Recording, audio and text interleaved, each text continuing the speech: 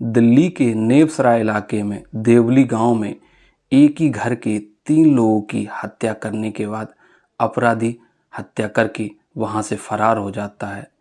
इस घटना के बारे में लोगों को तब पता चलता है जब उनका बेटा मॉर्निंग वॉक और जिम करने के बाद अपने घर पर आता है तो वह रोने लगता है, चिल्लाने लगता है। इसके बाद पड़ोस के लोग भी आ जाते हैं और देखते हैं घटनास्थल पर।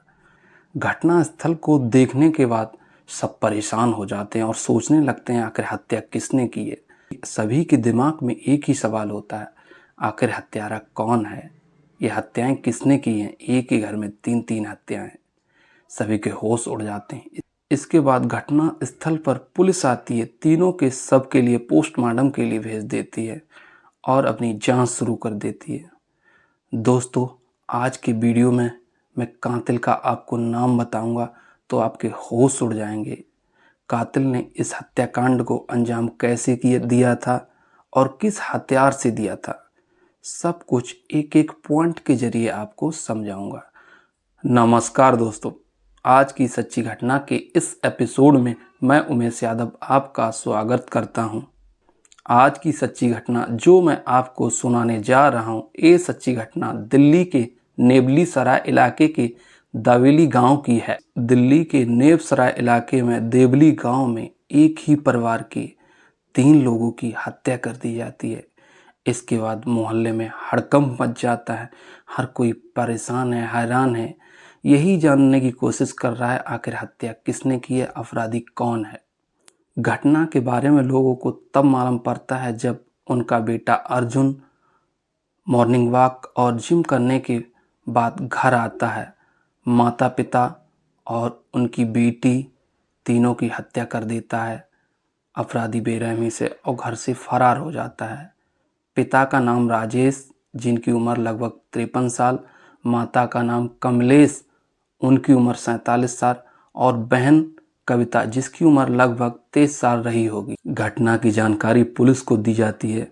घटनास्थल पर पुलिस आती है और घटनास्थल की जांच शुरू कर देती है और फॉरेंसिक टीम को बुलाया जाता है। पुलिस अपनी जांच शुरू कर देती है।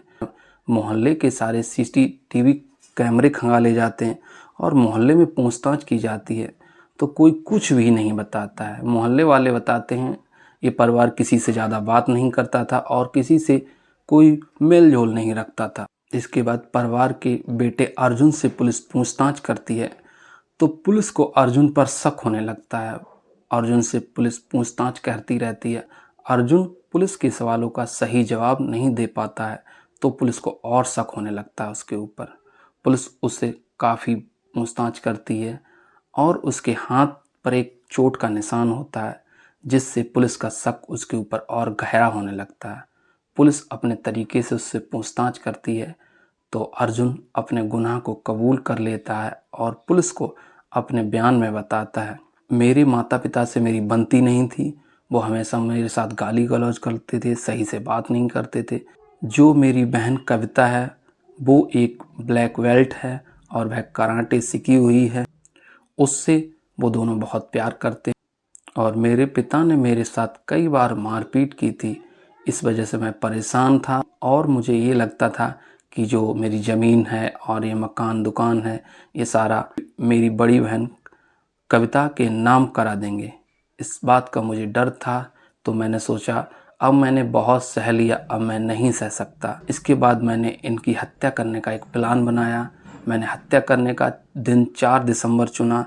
मेरे माता पिता की सालगिरह का ये दिन था, इसलिए मैंने सोचा मुझ पर कोई शक नहीं करेगा। मैंने अपने पिता की हत्या उनके एक आर्मी चाकू से की थी। एक एक करके मैंने तीनों की गर्दन काटी।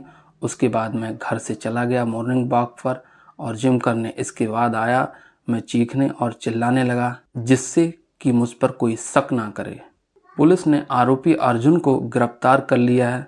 जो अर्जुन के पिता होते हैं वह आर्मी से अफसर से रिटायर होते हैं। उनके पास एक आर्मी का चाकू होता है। अर्जुन उस चाकू से तीनों की एक एक करके गला काट के हत्या कर देता है। आरोपी अर्जुन को पुलिस ने गिरफ्तार कर लिया है और पूछताछ चल रही है। इस केस में पुलिस ने बहुत ही अच्छा काम किया है। लगभग 7-8 घंटे में ही केस को सुलझा दिया। दोस्तों, ये घटना सुनाने का मकसद किसी को परेशान करना नहीं, ना ही किसी के दिल को चोट पहुंचाना है। ये घटना सुनाने का मकसद सिर्फ आपको जागरूक करना, ऐसे अपराधियों की आपराधिक सोच से सावधान रहें, सतर्क रहें, अपना और अपनों का ख्याल रखें। जय हिंद, जय भारत।